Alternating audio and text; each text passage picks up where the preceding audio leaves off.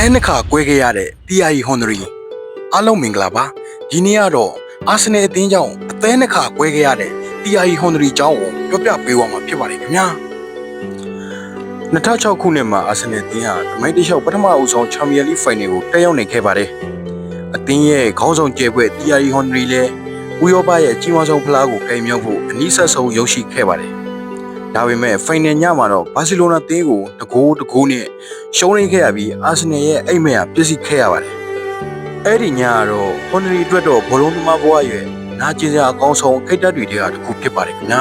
။အချိန်တွေတဖြည်းဖြည်းကုန်ဆုံးသွားခဲ့ပြီးအာဆင်နယ်ဟာချန်ပီယံလိဖိုင်နယ်ကိုပြန်ရောက်ဖို့နှစ်ပေါင်း20တိုင်စောင့်ဆိုင်းခဲ့ရပါတယ်။နောက်ဆုံးတော့2026ခုနှစ်မှာအာဆင်နယ်ဟာ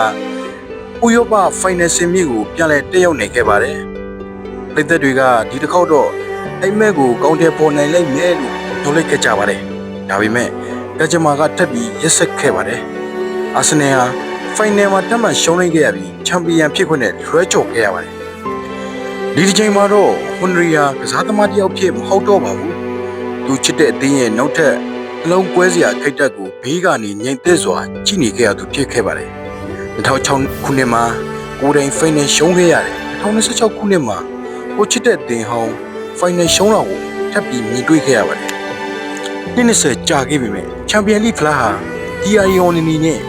အာဆင်နယ်အသင်းတွေ့တော့အခုထိမပြေဆုံးသေးတဲ့အင်မက်တစ်ခုဖြစ်နေသေးပါခင်ဗျာ။ပြည်သက်တို့နေနေရောအာဆင်နယ်အသင်းကိုတစ်ခုခုပြောပေးခဲ့ကြပါဦးခင်ဗျာ။အားလုံးကိုကျေးဇူးတင်ပါတယ်။